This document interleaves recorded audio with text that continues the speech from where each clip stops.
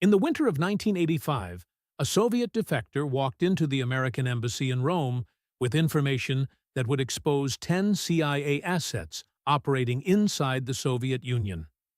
Within 18 months, every single one of them was dead. Someone inside Langley had betrayed them all, and the hunt for that traitor would consume the agency for nearly a decade. This was not a war fought with tanks or bombers. This was the shadow war, the one that never made the evening news, where victories were measured in secrets stolen and defeats counted in bodies that simply disappeared. The confrontation between the Central Intelligence Agency and the Komitet Gosudarstvenoi Bezopasnosti represents perhaps the most sustained intelligence conflict in human history. For 45 years, these two organizations waged a secret war across every continent, in every capital city, using every tool of deception, manipulation, and violence that human ingenuity could devise. And yet, compared to the missiles and submarines and bomber fleets of the Cold War, this struggle remains largely unknown to the American public. The foundations of this conflict were laid in the ashes of World War II. The CIA emerged in 1947 from the Wartime Office of Strategic Services, staffed largely by Ivy League graduates and Wall Street lawyers who viewed intelligence work as a gentleman's pursuit. The KGB, formalized in 1954 but descended directly from Stalin's murderous NKVD, operated under no such illusions. Soviet intelligence officers understood that their work was war by other means, and they prosecuted it with ruthless efficiency. The battlefield was global.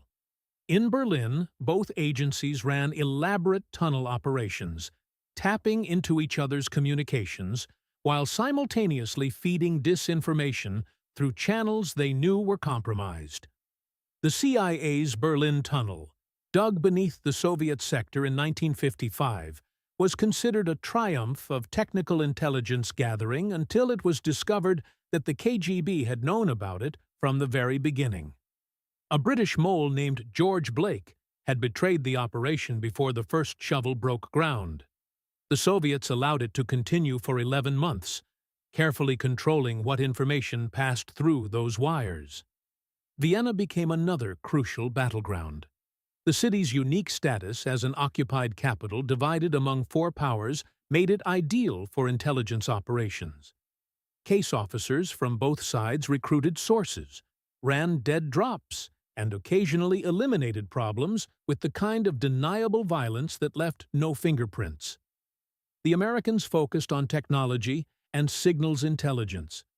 The Soviets excelled at human recruitment, exploiting ideology, greed, and blackmail with equal skill. The penetration game proved to be Moscow's greatest strength. Throughout the Cold War, the KGB demonstrated an almost supernatural ability to place agents inside Western intelligence services. Kim Philby, perhaps the most damaging mole in history, rose to become the liaison between British intelligence and the CIA, while simultaneously serving as a Soviet agent. His betrayal cost dozens of lives and compromised operations that took years to rebuild. The Cambridge Five, of which Philby was a member, represented just one cell in a vast network of ideologically motivated traitors who believed they were serving a higher cause. The CIA was not without its own successes.